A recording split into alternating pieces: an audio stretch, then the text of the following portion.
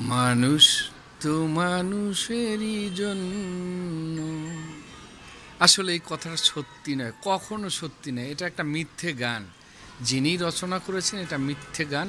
এটা এখনকার সমাজে এই গান মিথ্যে। কারণ যদি মানুষ মানুষের জন্যই হয়ে থাকে, তাহলে কেউ দেখেন এই যে রাস্তায় বস্তিতে, আর কেউ দেখেন পাঁচতলায় বড় বড় বিল্ডিং। তো এই মানুষ মানুষের জন্য নয়।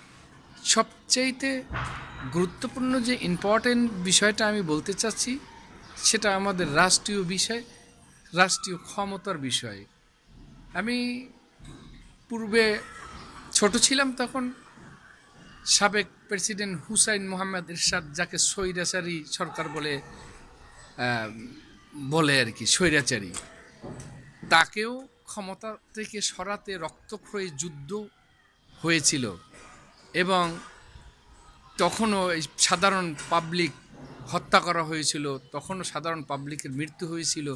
কিন্তু যারা এই যুদ্ধের উৎসাহদাতা, ক্ষমতা গ্রাস করতে চায় যারা এবং ক্ষমতা থেকে সরাতে চায় যারা, তারা কিন্তু ঠিকই আছে, আজও আছে, জীবিতই আছে। তারা কিন্তু কখনোই কখনোই তারা কিন্তু তাদের কিছুই হয় না। তারা শুধু এই সাধারণ জনগণকে পাঠার মতো বলি দেয়।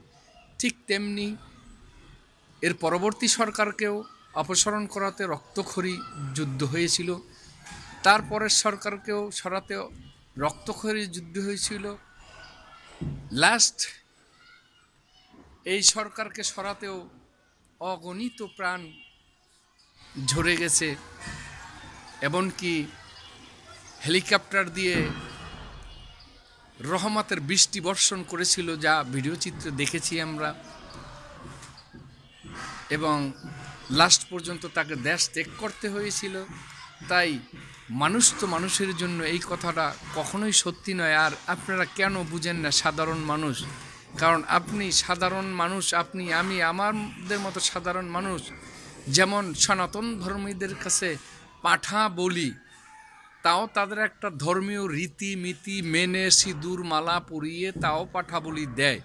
কিন্তু রাজনীতিবিদদের কাছে আপনার মতো আমার মতো হাজার হাজার লক্ষ কোটি মানুষ পাঠা বলির চেয়েও নিকৃষ্ট।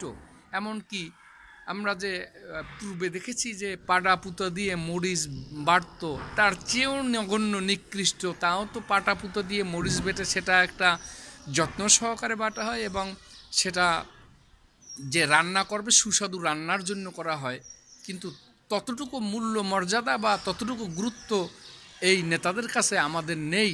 তাই আপনারা এই নির্বোধ জনগণেরা, আপনারা, আমরা, কেনই আমরা এইভাবে তাদের পাঠার বলি হই? একবারও কি আপনি ভেবে দেখেছেন? কারণ তারা যদি কেয়ামত পর্যন্ত আয়ু পেত, তাহলে কেয়ামত পর্যন্ত ক্ষমতার লালসাই থাকতো, কীভাবে ক্ষমতাকে দখল করে রাখা যায়, আঁকড়িয়ে রাখা যায়। আর আপনার মতো আমার মতো সাধারণ মানুষ কর্ম না করলে পেটে ভাত ঢুকে না। রিজিকের মালিক আল্লাহ, এ কথা ঠিক আছে, কিন্তু আমি কর্ম না করলে আমার পেটে ভাত ঢুকবে না। তাদের আন্দোলন বিদ্রোহ, একদল ক্ষমতার থেকে যাবে, আর একদল আসবে, সে ক্ষমতা থেকে সরানোর জন্য চেষ্টা করে। আপনার মতো আমার মতো সাধারণ জনগণ ভুগতে থাকি। আবার আরেক দল যায়, আরেক দল আসে, আপনার মতো আমার মতো সাধারণ জনগণ ভুগতে থাকি। কোনো ব্যক্তিই কিন্তু নিম্ন শ্রেণীর মানুষের কথা ভাবে না। কারণ বর্তমান বাজারে আলুর কেজি 80 টাকা, চাউলের কেজি 70 টাকা।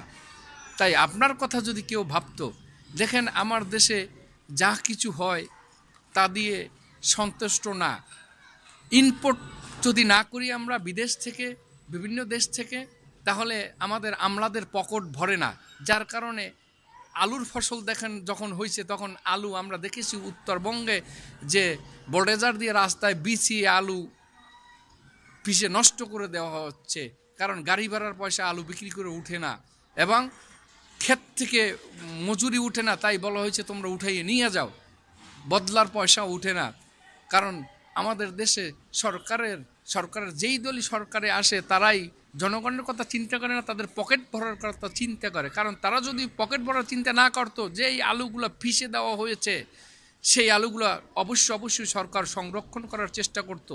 কিন্তু সেটা কখনোই করে না, কারণ তারা বিদেশ থেকে যদি চাউল ডাল তেল লবণ অমুক সমুক যা আছে দৈনন্দিন জীবনের এইসব জিনিসগুলো ইনপুট না করা হয়, তাহলে তাদের পকেটে পয়সা ঢুকবে না। যার কারণে আমাদের দেশের কৃষকদেরকে এক ধরনের গলা টিপে হত্যা করার মতো অবস্থা সৃষ্টি করে আমাদের দেশের সিন্ডিকেট ব্যবসায়ীরা, আমাদের দেশের আমলারা।